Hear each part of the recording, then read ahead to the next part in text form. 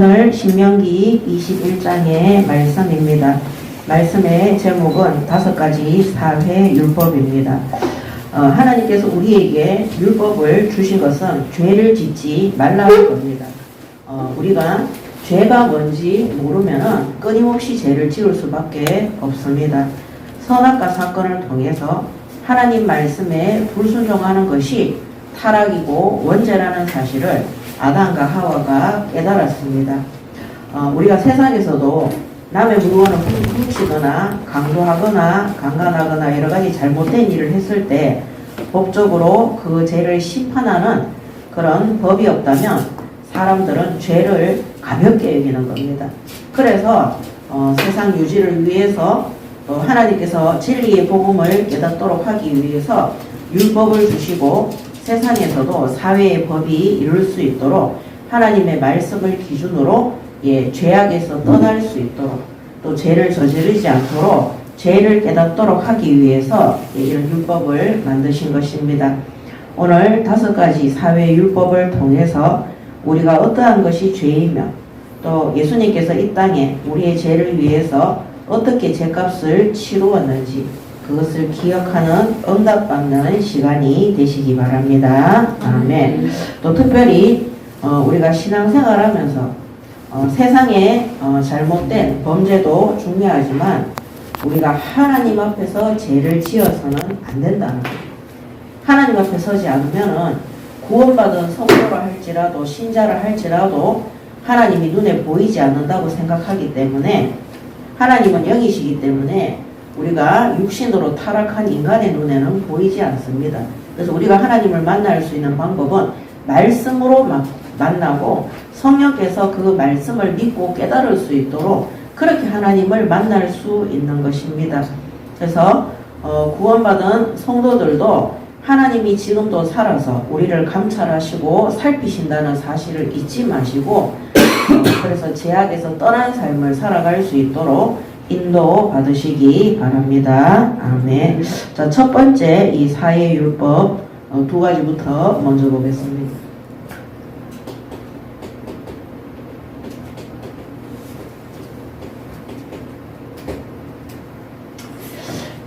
첫 번째는 무죄한 피를 대속하는 율법입니다.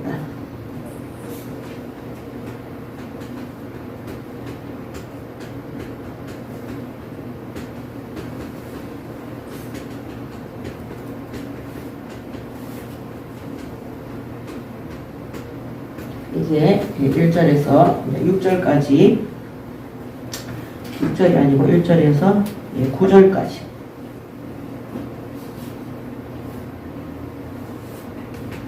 기록되어져 있습니다.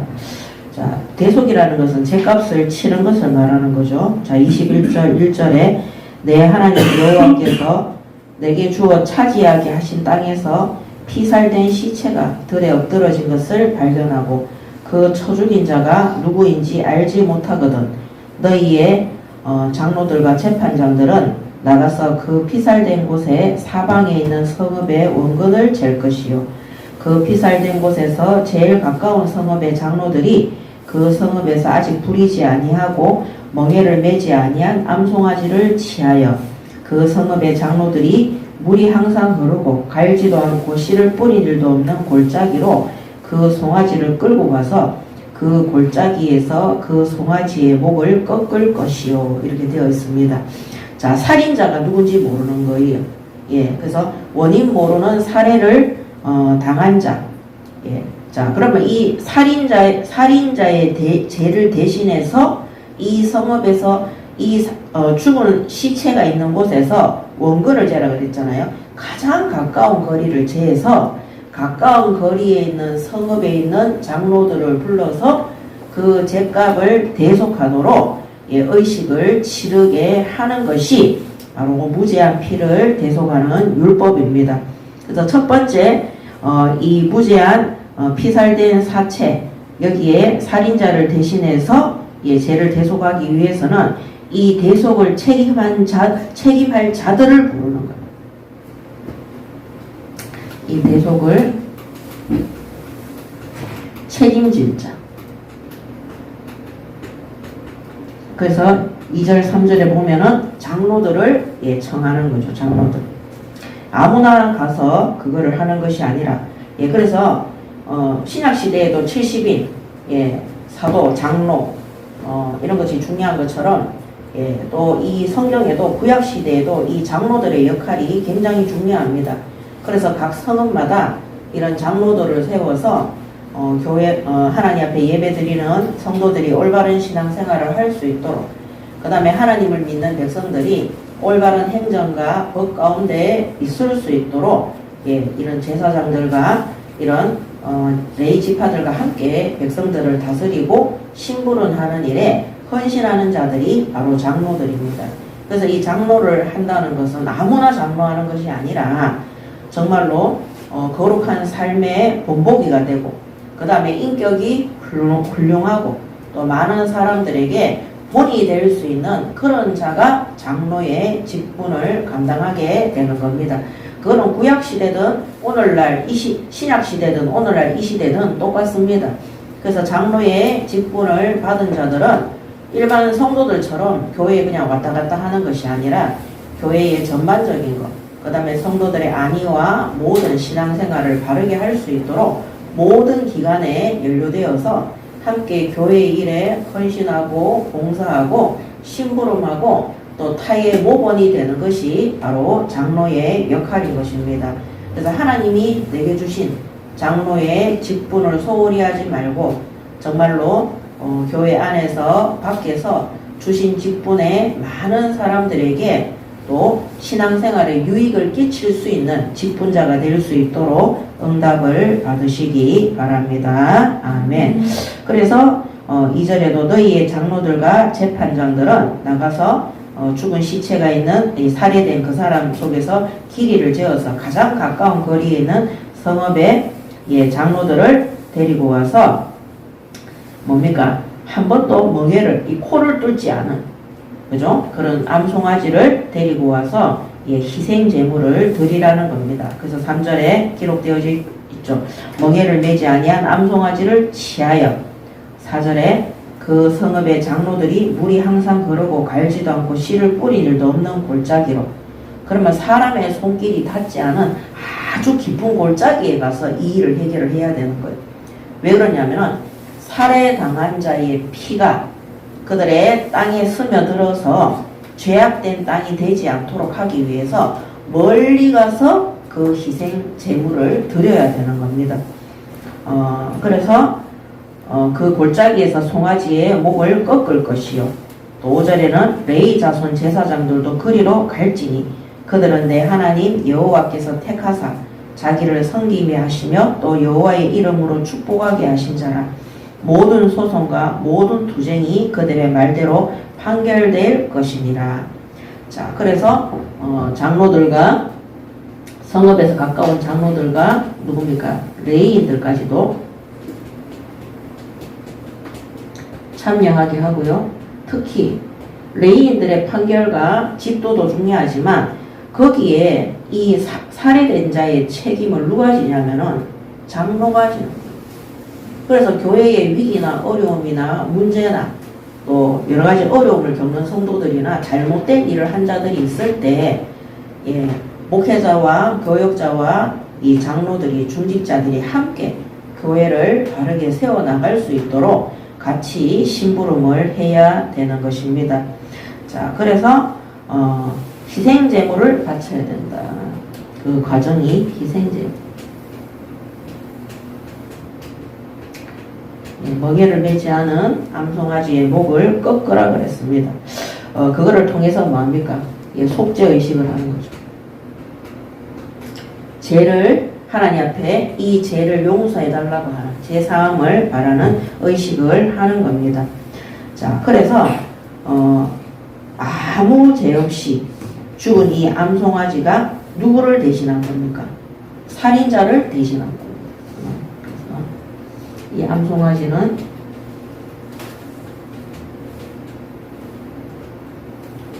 이 시체를 죽인 살인자를 대신해서 그 목이 꺾이고 피 흘려서 죽는 거죠. 그래서 6절에 그 피살된 곳에서 제일 가까운 성읍의 모든 장로들은 그 골짜기에서 목을 꺾은 암송아지 위에 손을 씻으며 말하기를 우리의 손이 이 피를 흘리지 아니하였고 우리의 눈이 이것을 보지 못하였나이다. 그 실제적으로 장로들이 이 암송아지 위에 손을 씻으면서 우리가 그게 이 살인자의 죄를 장로들이 지은 게 아니기 때문에 누구 위에 덮습니까? 암송아지 위에 덮어 씌우는 거예요. 그 죄를 대속하는 게 마치 누구와 같습니까? 예수님하고 똑같은 거예요. 원래 우리가 살인자로 우리가 죄인으로 십자가의 처형을 받아서 지옥 아래로 떨어져야 되는데 예수님께서 그 죄를 대신한 거예요.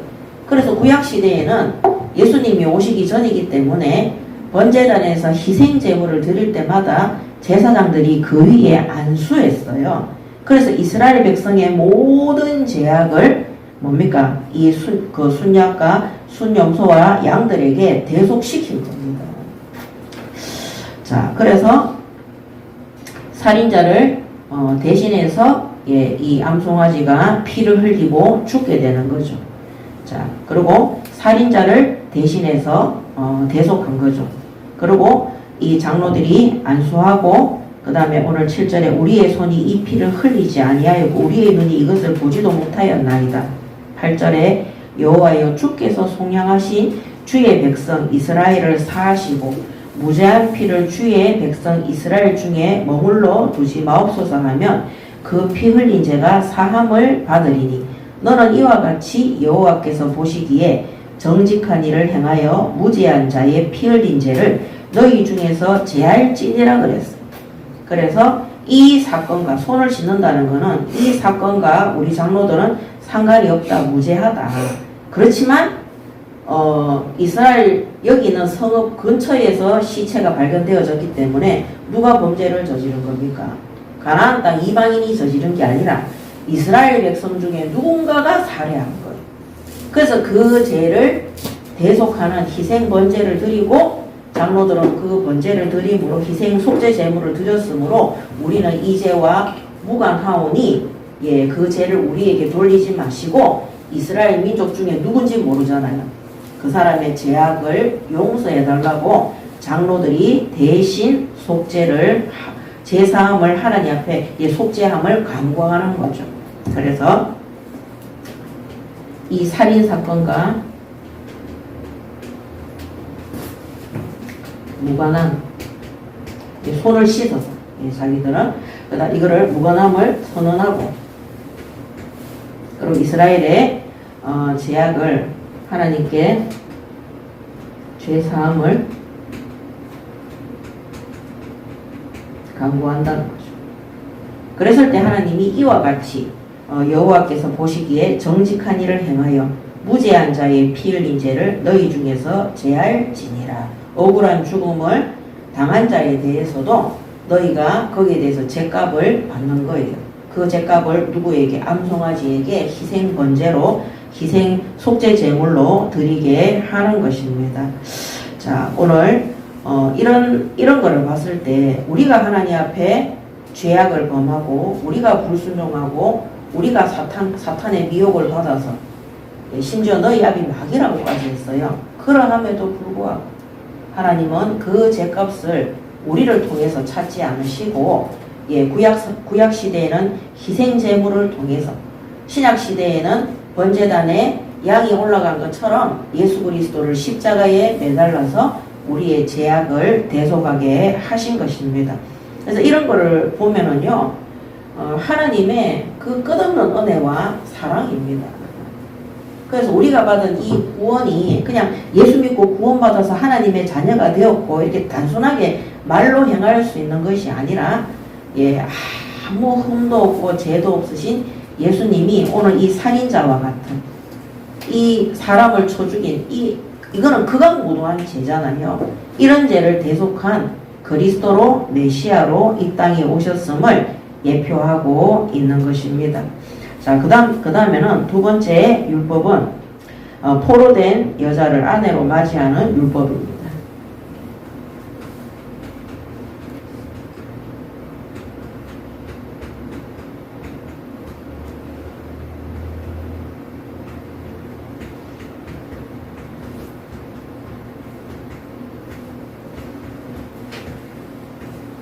10절에서 14절까지. 10절에 보면 내가 나가서 적군과 싸울 때에 내 하나님 여호와께서 그들을 내 손에 넘기심으로 내가 그들을 사로잡은 후에 내가 만일 그 포로 중에 아리따운 여자를 보고 그에게 연연하여 아내를 삼고자 하거든 그를 내 집으로 데려갈 것이요 그는 머리를 밀고 손톱을 베고 또 포로의 의복을 벗고 내 집에 살며 그 부모를 위하여 한 달 동안 애국한 후에 내가 그에게로 들어가서 그의 남편이 되고 그는 내 아내가 될 것이요 그 후에 내가 그를 기뻐하지 아니하거든 그의 마음대로 가게 하고 결코 돈을 받고 팔지 말지라 내가 그를 욕보였은즉 종으로 여기지 말지니라 이렇게 되어 있습니다. 자 그렇지만 이 전쟁에 나가서 승리해서 포로 중에 여자들을 데리고 와서 결혼할 수 있는데 데리고 살 수 있는데 가나안 족속의 여자들은 금지입니다.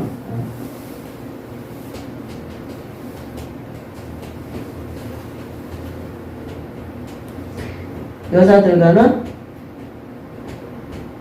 결혼 금지입니다. 그래서 신명기 7장 1절에서 4절에 보면 기록되어져 있습니다. 내 하나님 여호와께서 너를 인도하사 내가 들어가서 차지할 땅으로 들이시고 내 앞에서 여러 민족 헷 족속과 기르기스 족속과 아모리 족속과 가나안 족속과 브리스 족속과 휘 족속과 여부스 족속과 곧 너보다 많고 힘이 센 7 족속을 쫓아내실 때에 내 하나님 여호와께서 그들을 내게 넘겨 내게 치게 하시리니 그때에 너는 그들을 진멸할 것이라 그들과 어떤 언약도 하지 말 것이요 그들을 불쌍히 여기지도 말 것이며 3절에 나와 있습니다. 또 그들과 혼인하지도 말지니 내 딸을 그들의 아들에게 주지도 말 것이요 그들의 딸도 내 며느리로 삼지 말 것은 그가 내 아들을 유혹하며 그가 여호와를 떠나고 다른 신들을 섬기게 하므로 여호와께서 너희에게 진노하사 갑자기 너희를 멸하실 것임이니라 이렇게 되어 있습니다. 그래서 우리 젊은 처녀 총각들은 우상 숭배하는 가문에 결혼하지 마시기 바랍니다. 아멘. 왜 아멘 안 합니까? 아멘 하세요. 예. 저 같은 경우도 종갓집 종손 우상 숭배 찌들린데 결혼해가지고 정말 멸망했어요. 어디까지 멸망했느냐? 늘 자살을 생각할 정도로 완전히 망했습니다. 1년에 제사가 근 12번 가까이 한 8번에서 12번 정도 돼요. 명절까지 합치면. 돌아서면 제사하고 돌아서면 제사하고. 중요한 거는 뭐냐? 안 아픈 사람이었고 그 다음에 안 싸우는 가정이었고 그 다음에 환난과 고통과 재앙과 멸망이 온 집안을 떠나지를 않았어요. 그래서 저는 교회 다닐 때 청소년기나 대학생 때 청년 때 교회 다닐 때 그냥 제사하면은 우상숭배다 그 정도만 알고 있었지 3, 4대가 멸망한다 이런 것도 몰랐고요. 그 배후에 악한 영들과 우리가 하나님을 대적하는 하나님께 경배하고 예배해야 되는 우리가 사탄을 섬기고 종노릇 한다는 이 사실 자체를 한 번도 보고 듣고 배운 적이 없어요. 그래서 제사 지내고 우상숭배하는데 제사 많이 지내고 우상숭배 많이 하는 곳에는요 제사만 지내는 게 아니라 미신과 세상 풍속에 완전히 쩌들려가 있어요. 전에도 말씀드렸지만 우리 시어머니 친구 중에 무속인이 있다니까요.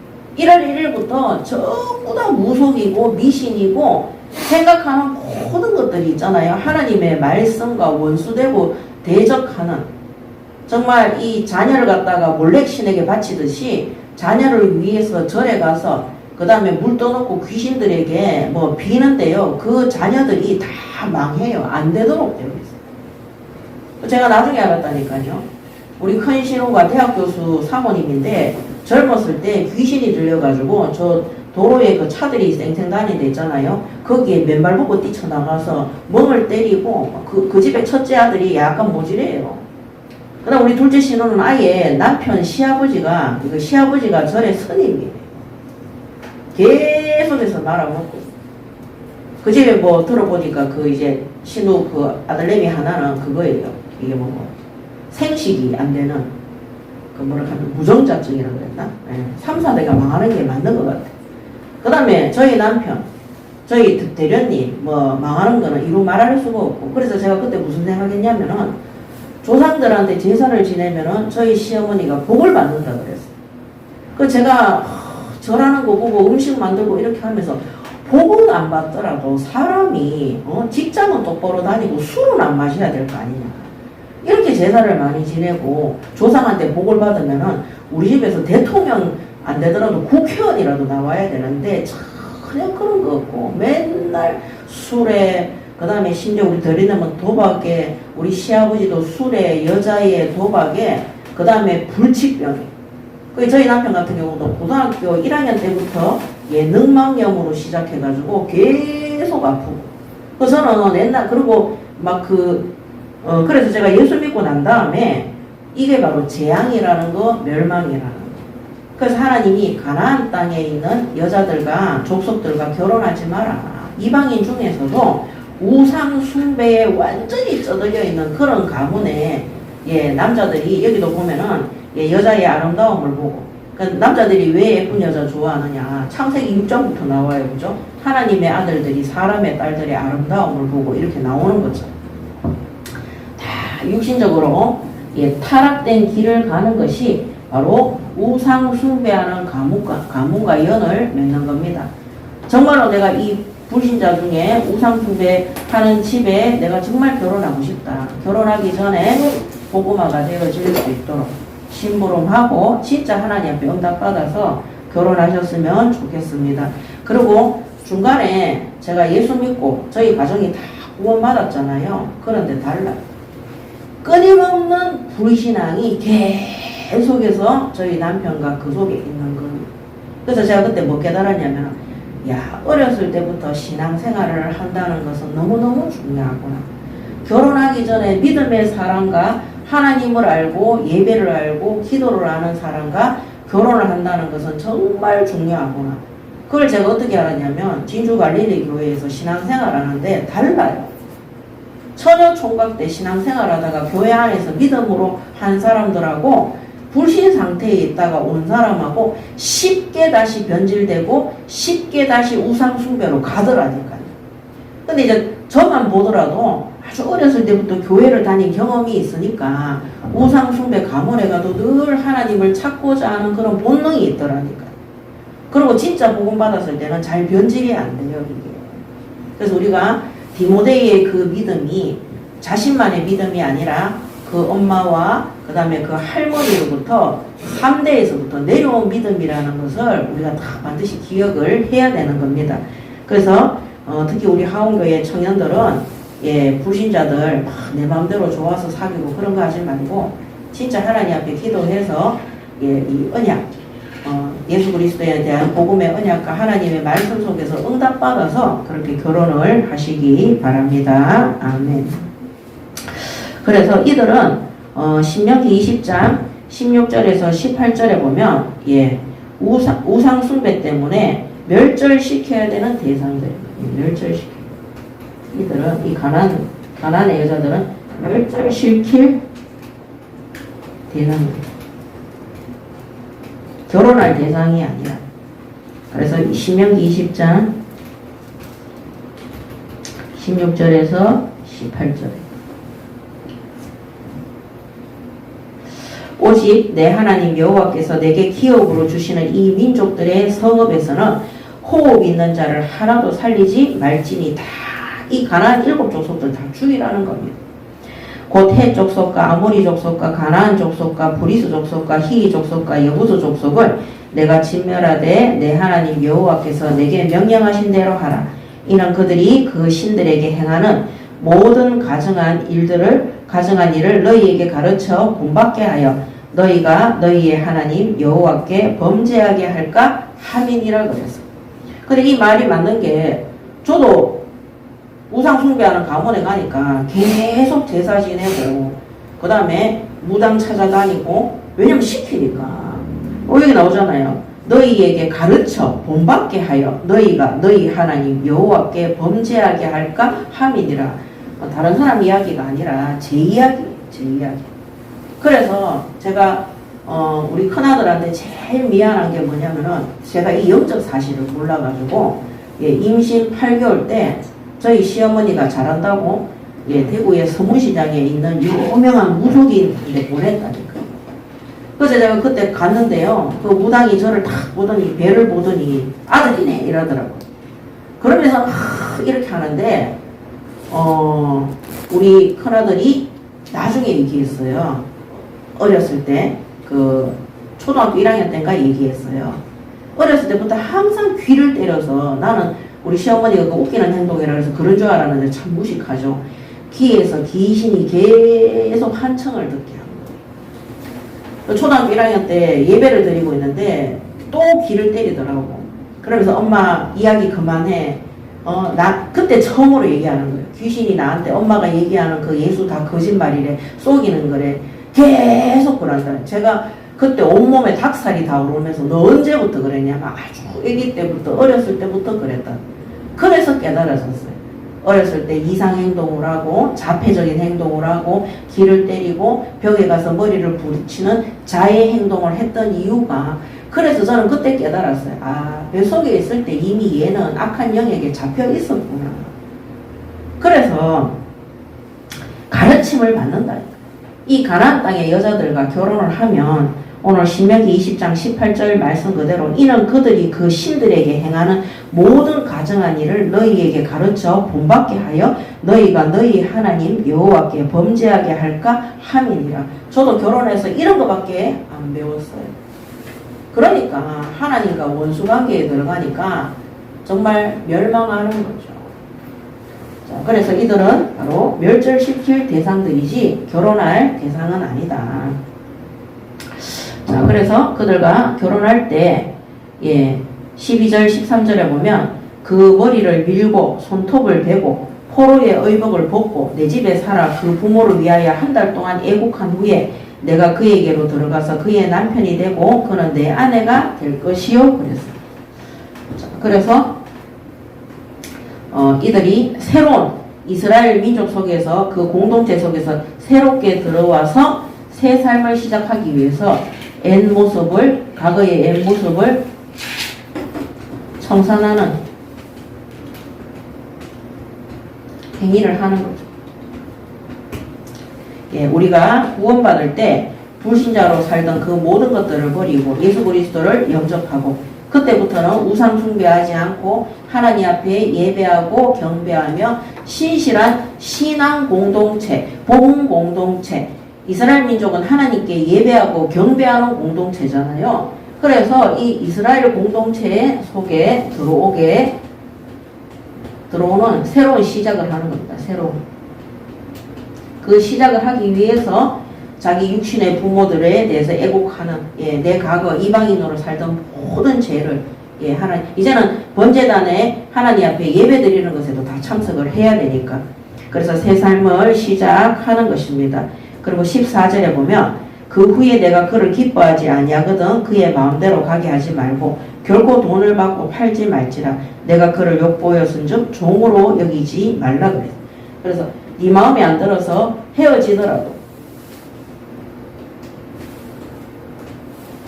팔지 마라. 한마디로 종으로 생각하지 마라. 종으로 여기지 말라는 겁니다. 자, 그렇게 기록되어져 있습니다. 14절에. 자, 그 다음에 두 번째 사회율법. 여기는 세 가지에 대해서 나옵니다.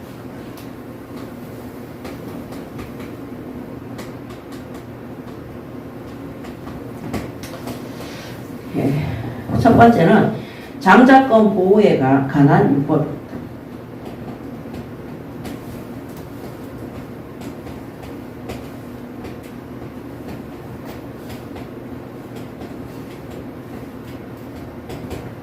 두 번째는 15절에서 17절.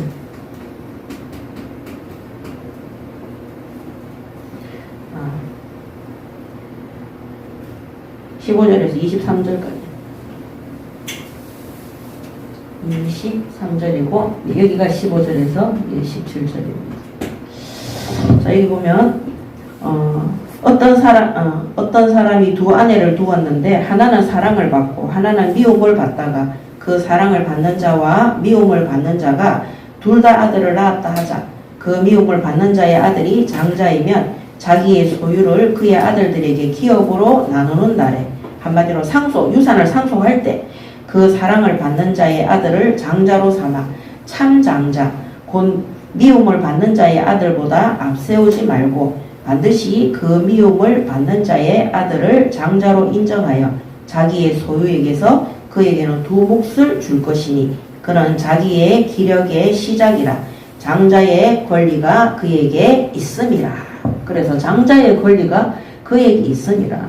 장자의 권리를 보정하는 겁니다. 예. 내가 싫어하는, 사실 이스라엘 민족이 이런 법이 생긴 이유가 뭐냐면은 원래 하나님은 아담과 하와만, 남자와 여자가 한 몸이 되어서 부모를 떠나서 한 몸을 이룬다 그랬어요. 일부일처제가 하나님이 우리에게 주신 결혼이에요. 근데 이들이 이스라엘 민족도 이방인들이 일부 다처체를 하는 거를 보고 이렇게 여러 아내를 취하는 겁니다. 그러니까 이런 미워하는 아내도 생기고 좋아하는 사랑하는 아내도 생기는 거예요. 우리 바람 피우거나 그래서 십계명에도 보면 내 이웃의 아내를 뭐랍니까? 탐내지 마라 그랬어요. 간음하지 마라 그랬어요. 주로 이거 하는 사람들이, 요새는 여자들도 그래 많이 하는데 남자들이 그렇게 많이 하죠. 자, 그래서 그 미움받는 자의 아들이 먼저 태어난 장자면 네가 사랑하는 여자의 아들이 있을지라도 그 미워하는 여자의 장자에게 장자권을 보장해줘라. 그래서 이거는 개인적인 감정이나 마음이나 내 사랑에 관계없이 먼저 태어난 장자에게 주는 특권입니다. 그래서 이거는 하나님 정하신 거기 때문에 인간의 마음이나 감정이죠. 감정이나 사랑이나 이런 것들에 대해서 침해를 받지 않도록 특권이 되도록 그렇게 지켜주는 것입니다. 자, 그 다음에 두 번째는 패역한 아들을 징계하는 율법입니다.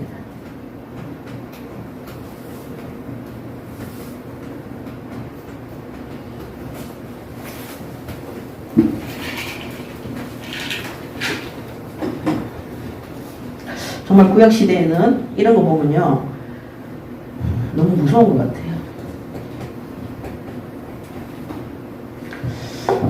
사람이 참 착하게 살아야 돼요. 18절에 사람에게 완악하고 패역한 아들이 있어 그의 아버지의 말이나 그 어머니의 말을 순종하지 아니하고 부모가 징계하여도 순종하지 아니하거든 그의 부모가 그를 끌고 성문에 이르러 그 성읍 장로들에게 나아가서 그 성읍 장로들에게 말하기를 우리의 이 자식은 완악하고 패역하여 우리 말을 듣지 아니하고 방탕하며 술에 잠긴 자라 하면 그 성읍의 모든 사람들이 그를 돌로 쳐 죽일지니 이같이 내가 너희 중에서 악을 제하라.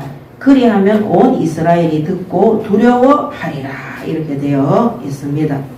자, 여기 보면은 패역한, 근데 완악하고 패역하고 방탕하고 술에 잠긴 자라고 그랬어요. 왜 성경에는 술 취하지 말라 하느냐. 오늘 이 아들도 보면요 사람이 술과 친하고 술에 취하게 되면 방탕한 삶을 살도록, 자신의 삶이 부모를 대적하고 완악하고 패역하고 그 다음에 방탕한 삶을 살아갈 정도로 술을 마시면 안 되는 거예요.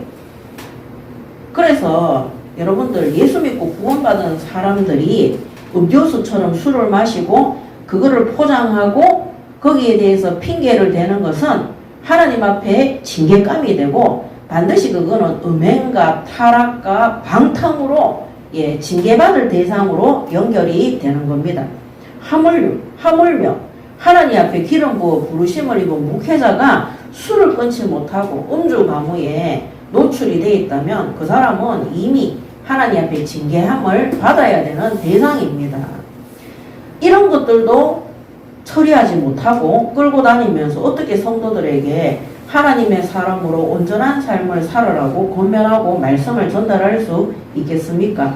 그 다음에 구원받은 성도들도요, 이런 음행하는, 타락하는 그 근본이 뭐냐면요, 믿지 않는 불신자들과 만나서 그들이 즐기는 술 문화와 방탕한 문화에 참여하기 때문인 겁니다.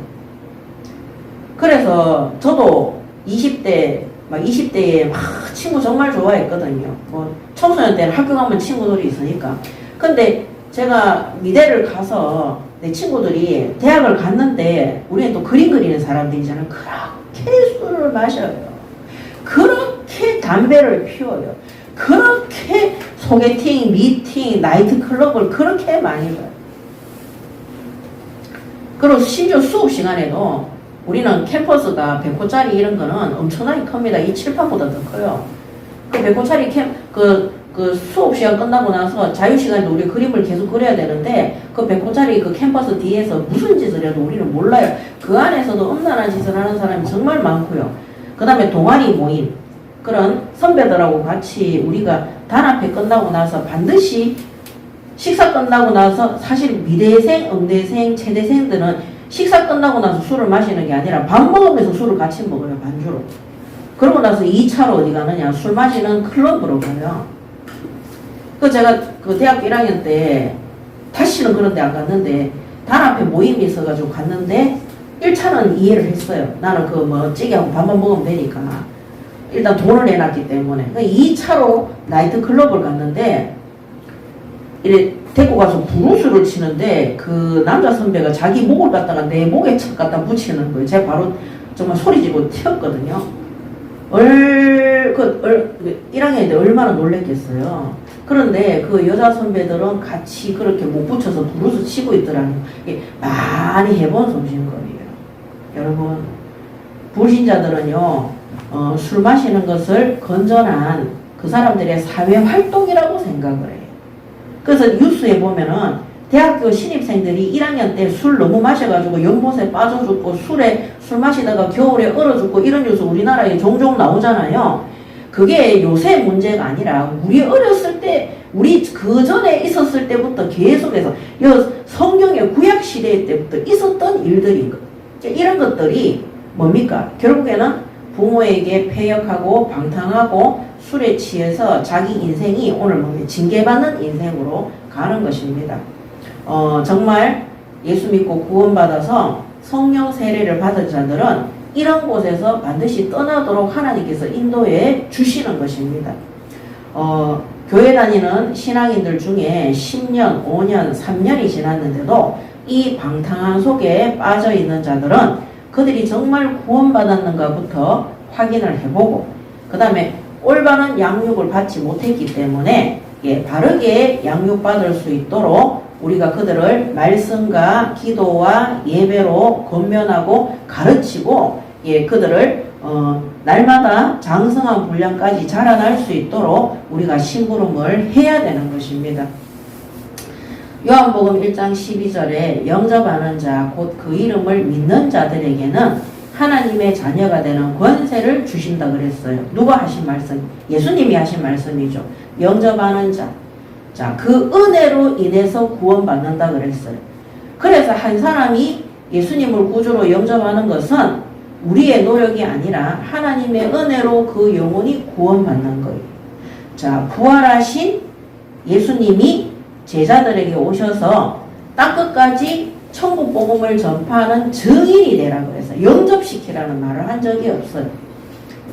자, 그리고 부활하신 예수님이 베드로에게 찾아오셔서 내 어린 양을 먹이라, 내 어린 양을 치라 그랬어요. 모든 민족에 가서 복음 전파하라 그랬지 영접시키라고 한 적이 없어요. 그래서 우리가 현장에 가서 300명 영접운동, 500명 영접운동, 우리가 1000명 이런 거 하라 그랬잖아요. 그만큼 복음을 전파하다 보면요. 거기에 하나님이 사도행전 2장 47절에 보면 하나님이 구원받을 자들을 초대교회에 더하여 주시니라 되어 있어요. 거기에 진짜 예수 믿고 구원받을 하나님의 은혜 속에 들어올 자들이 있는 거예요. 자, 그런데 구원받은 성도, 우리 사역자, 목회자, 중직자, 우리 평신도 제자들에게 예수님이, 부활하신 예수님이 우리에게 맡긴 게 뭐냐면 성도들의 양육이에요. 내 어린 양을 먹이라. 그래서 전에도 제가 말씀드렸지만 미친 여자도 복음 전하면은요, 오늘 그 사람이 하나님의 은혜로 구원받기로 작정되어졌으면 구원받게 된다니까요. 그 다음에 중요한 게 뭐냐면 양육을 해야 되는 거예요. 양육을. 하나님의 말씀으로 그들을 가르치고 교육해서 그들이 악한 것에서 떠나서 영혼은 구원받았지만 악한 습관과 생활 속에서 떠나서 경건한 거룩한 삶을 살아갈 수 있도록 반드시 교회에서 우리 성도들과 사역자들이 그들을 가르치고 권면하고 그 다음에 어떤 부분이 징계를 받는지 그들에게 교훈을 줘야 되는 것입니다. 자, 출애굽기 20장 12절에 하나님은 분명히 부모에게 악하게 하는 자들에게 징계가 있음을 말씀하셨습니다. 자, 출애굽기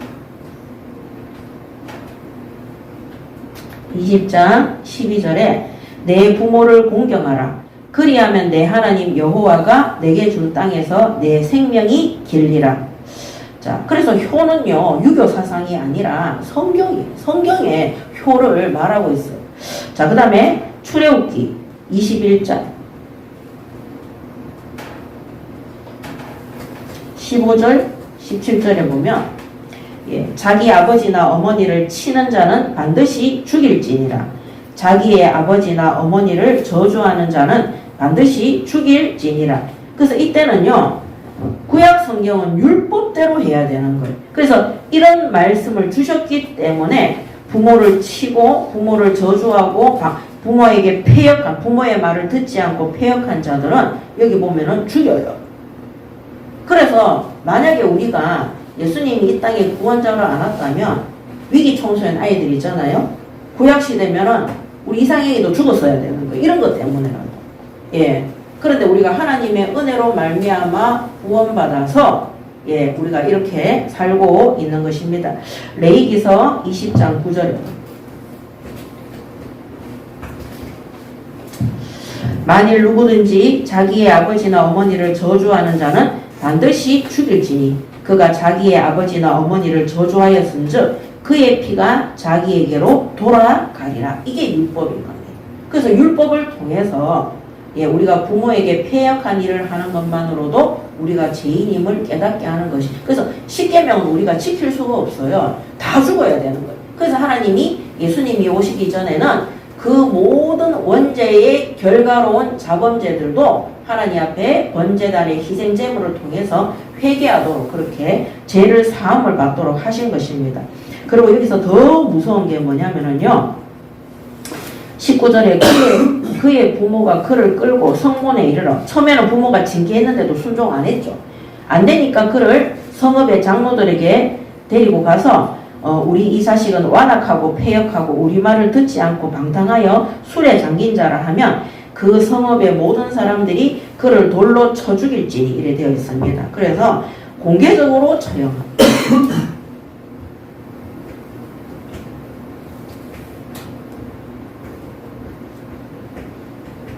장로들과 이스라엘 전역의 모든 사람들이 알고 쳐죽이라 그랬어요. 돌로 쳐죽이라 그랬어요. 모든 사람들이 보는 데에서. 자, 그 이유가 나와 있죠. 내가 너희 중에서 악을 제하라 그랬어요. 세상에서 제일 악한 악이 뭐냐? 우리의 영적 부모인 하나님을 대적하는 것. 또 하나님이 육의 부모로 세운 그 부모를 대적하는 그것이 가장 악한 겁니다. 그래서 부모도 몰라보는 짐승인 거예요. 우리가 하나님 모르는 사람들은 그거는 하나님의 형상 아닌 거잖아요. 자, 그래서 너희 중에서 악을 제하기 위해서 악을 제하고 그 다음에 온 이스라엘이 듣고 두려운 마음이 생길 정도로 이스라엘의 본이 되도록 합니다. 이스라엘 중에서 부모에게 악독하게 하는 악을 제하고 이스라엘의 본이 된다. 본이 된다는 것은 이런 패역한 일에는 이런 징계를 받는 것을 보고 큰 두려움을 느낄 수 있도록. 그래서 부모 존속 살해라 그러죠. 우리 일반 법에도 부모를 살해하는 자들에게는 무기징역이라든지 아주 사형이라든지 죄가 깊습니다. 우리가 살해하는 것, 하나님의 형상을 가진 인간을 인간을 죽이는 거, 그거 정말, 그거는 무서운 죄입니다. 그래서, 하나님의 형상 가진 인간을 죽인 자들은 반드시 죽이도록 되어 있어요. 그래서 오늘, 아까 전에 그 부지 중에 살인한 자들은 어디로 갑니까? 도피성으로 가잖아요. 근데 계획된 살인을 저지른 자들은, 아까 전에 그 1번에 보면은 그 살인자에게 죽은, 살해된 사람, 그 사람을 대신해서 희생 제물을 드렸잖아요. 근데 만약에 장로들이 그 제값을 자기들이 희생 제물에 치르도록 했잖아요. 근데 그 살인자를 잡잖아요. 그 살인자들은 어떻게 되느냐? 그 암소가지에 목을 쳐서 피를 흘린 것처럼 그 살인자도 똑같이 그렇게 합니다. 그래서 무조건 구약시대에는 하나님의 형상 가진 인간을 살해한 자들은 반드시 죽이도록 되어 있습니다. 그럼 뭐 지금 이 구약시대라면은 죽을 사람 천지죠. 뭐. 자, 그래서 공개적인 처형을 한 것입니다. 자, 그 다음에 여기 2번에 세 번째는 나무에 매달려 처형당한 자의 증거입니다. 나무에 매달려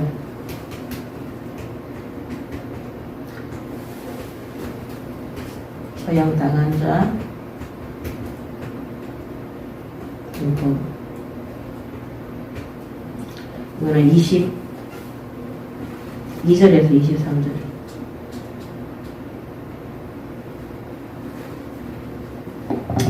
여기 보면 사람이 만일 죽을 죄를 범함으로 내가 그를 죽여 나무 위에 달거든.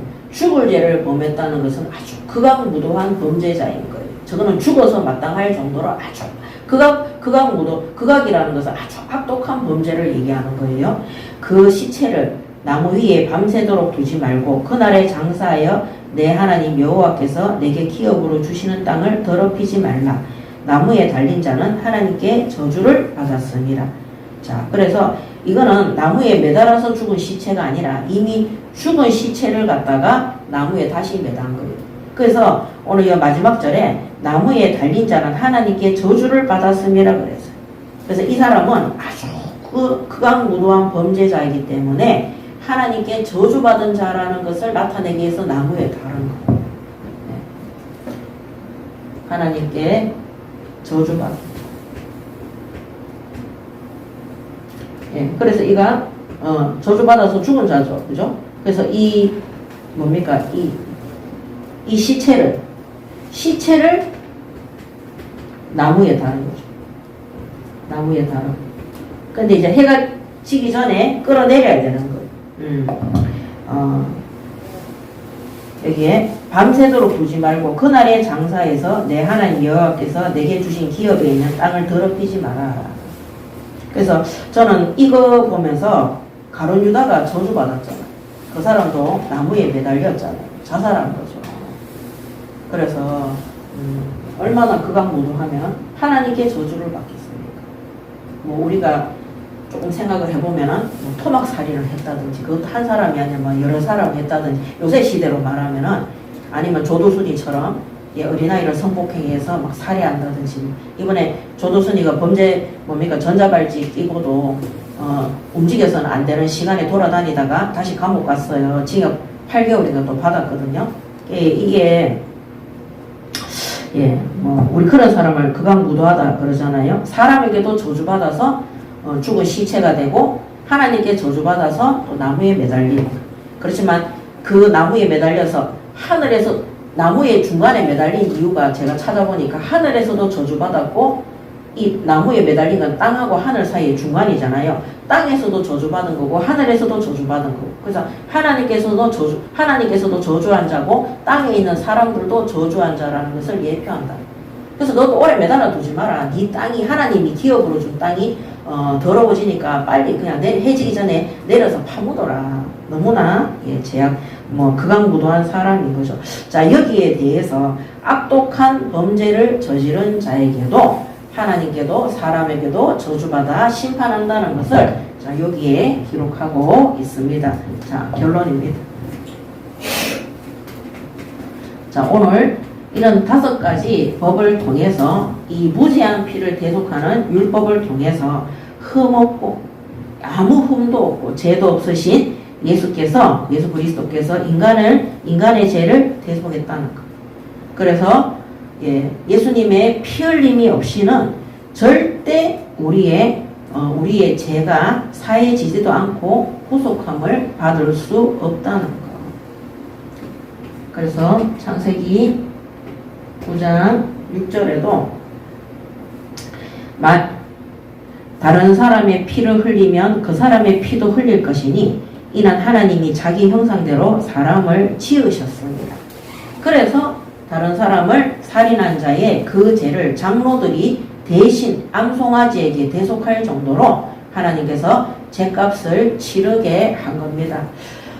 우리 구원받은 성도들은 죄에 대해서 민감하고 예민해야 됩니다. 하나님이 죄 없으신 무흠하신 예수 그리스도를 이 땅에 우리의 죄악으로 말미암아 오늘 암송아지의 목을 꺾고 피를 흘려서 죽인 것처럼 그렇게 그 죄값을 대속하게 하신 것입니다. 그 다음 히브리서 9장 22절에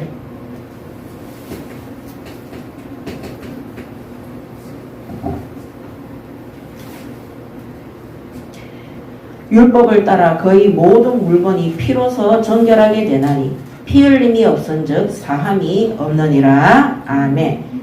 율법을 지킬 수 있는 사람은 단 한 명도 없습니다. 그래서 우리는 우리의 죄 때문에 피를 흘린다는 것은 영적인 완전 죽음, 지옥으로 내려가는 것을 얘기하는 겁니다. 그거는 영생이 없어요. 구원이 없는 거예요. 근데 그 죄값을 예수님께서 받으신 겁니다. 그래서 흠없고 죄 없으신 예수 그리스도의 피 흘림이 없이는 우리의 구원은 있을 수가 없다는 겁니다. 그래서 예수 그리스도의 피 흘림으로 우리가 구원받았음을 항상 기억해야 되고, 구원받은 성도들은 죄에서 떠난 삶, 육신의 자범죄 속에서도 떠나는 삶을 살아야 되는 것입니다. 자, 그래서 여기 마지막에 나무에 매달려 죽은 것처럼, 자, 오늘 이 나무에 매달린 시체가 어떤 범죄자라고 그랬어요? 극악무도한 범죄자라고 그랬잖아요. 근데 예수님 어디에 매달렸어요? 나무에 매달린 거. 그래서 우리가 하나님 앞에 받아야 되는 벌은 천벌이에요. 극악무도한 죄였어요. 그래서 우리가 당할 저주예요. 저주.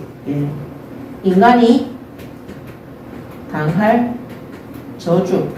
하늘로도 저주, 하나님이 저주하신 거예요. 이 나무에 매달린 게.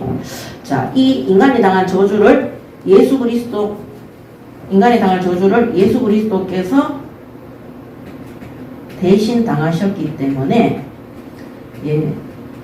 율법의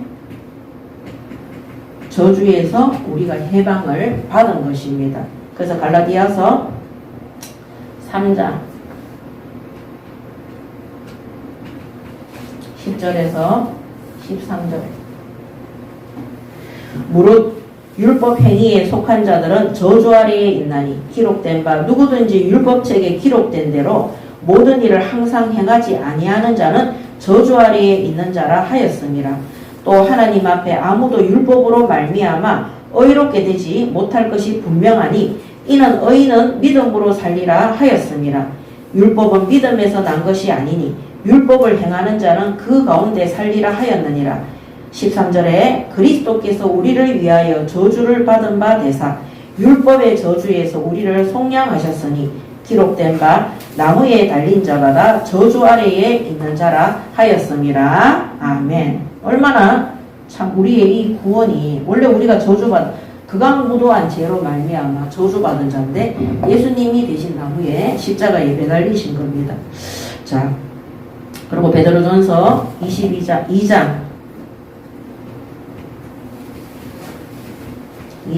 22절에서 25절.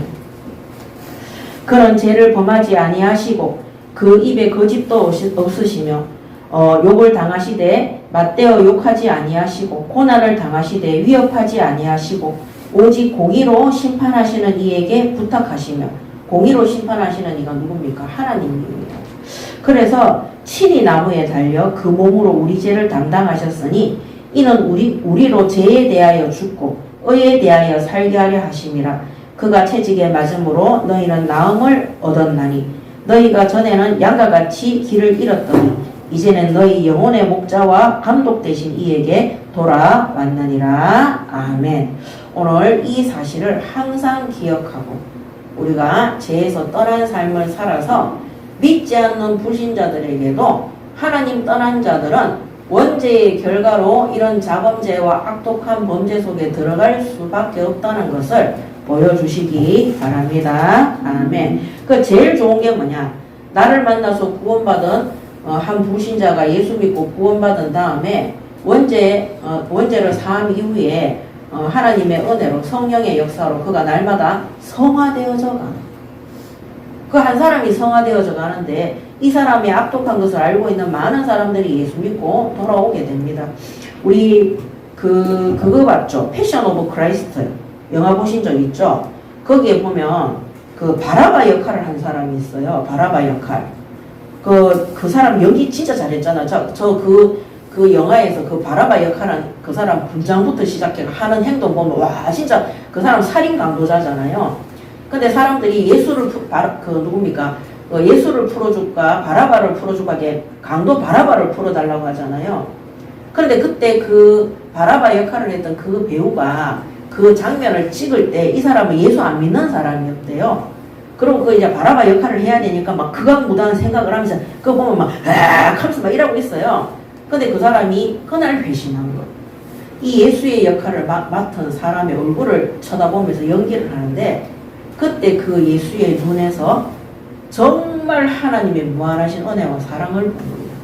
그 눈에서 빛이 나는데 그거는 사람의 눈, 그게 하나님이 그 연기자의 눈에 그렇게 했나 봐요.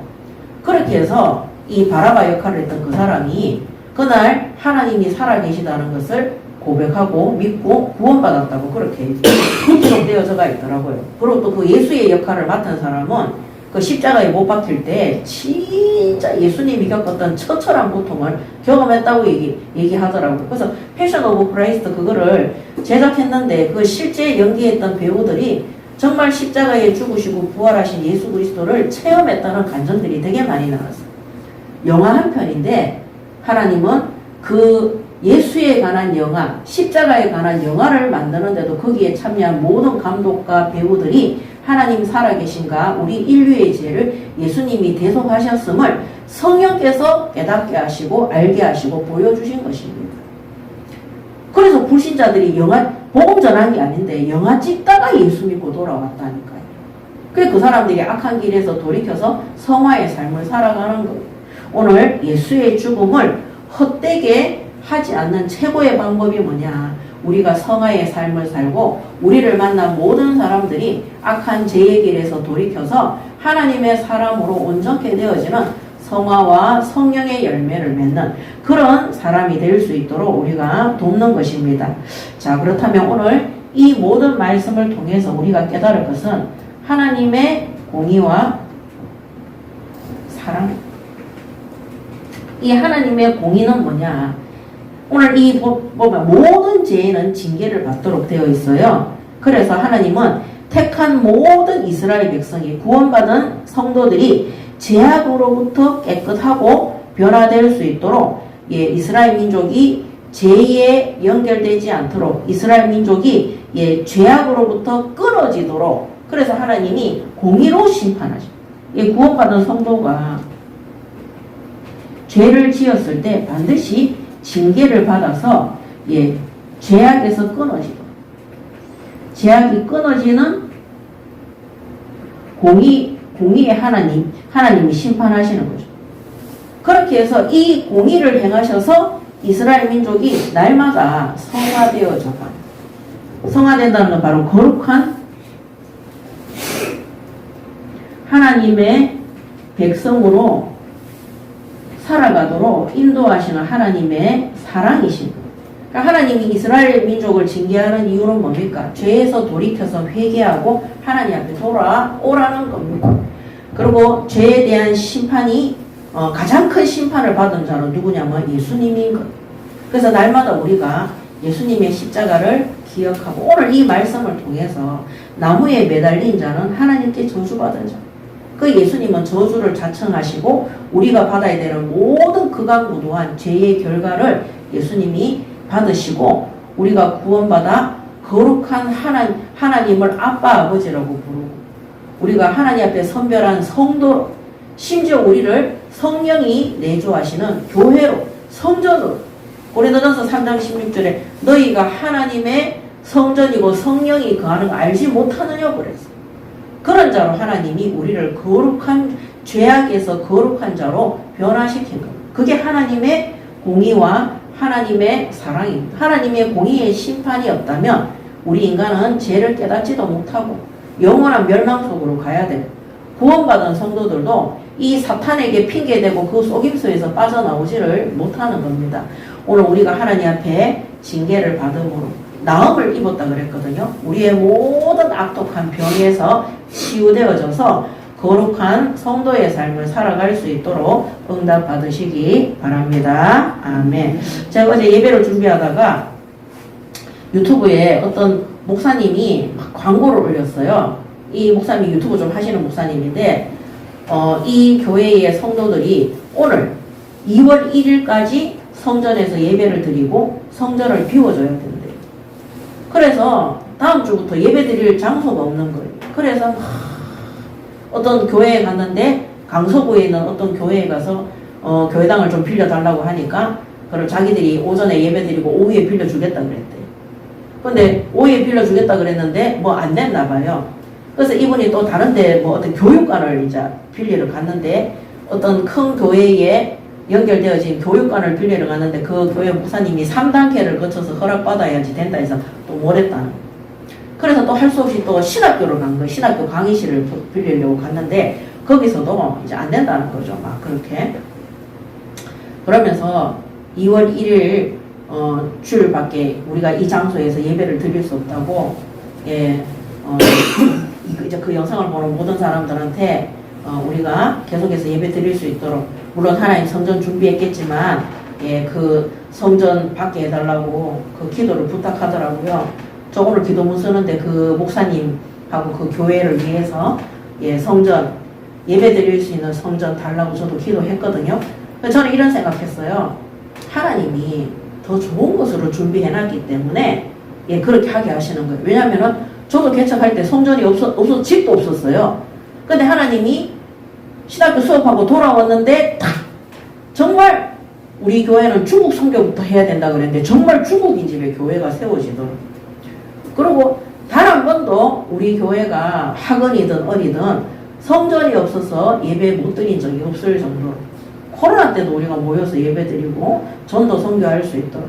그래서 저는 매주 다른 것도 감사하지만 우리가 구원받은 성도가 또 제가 하나님의 전에 거룩한 주일날 성전에 와서 이렇게 예배 드릴 수 있도록 예배가 끊이지 않도록 우리 교회가 개척한 이후로 단 한 번도 주중 예배와 주일 예배가 끊어진 적이 없습니다.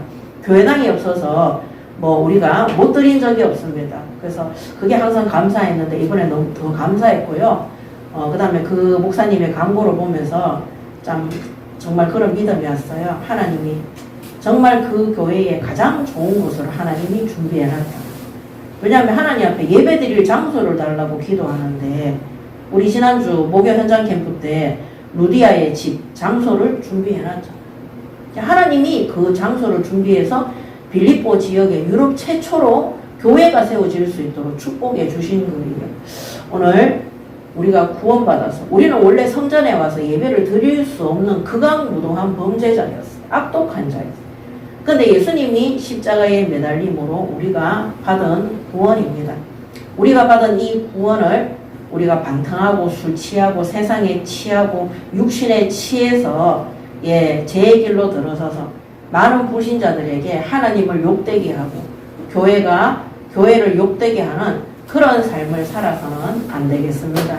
날마다 하나님 앞에 우리가 받은 구원에 감사하고 십자가의 구원을 이루신 예수님을 기억하며 오늘도 우리의 삶이 거룩하고 성화된 삶으로 믿지 않는 불신자들에게 하나님의 사람이 어떻게 온전케 되어지는지 증거하는 증인이 될 수 있도록 응답 받으시기 바랍니다. 아멘.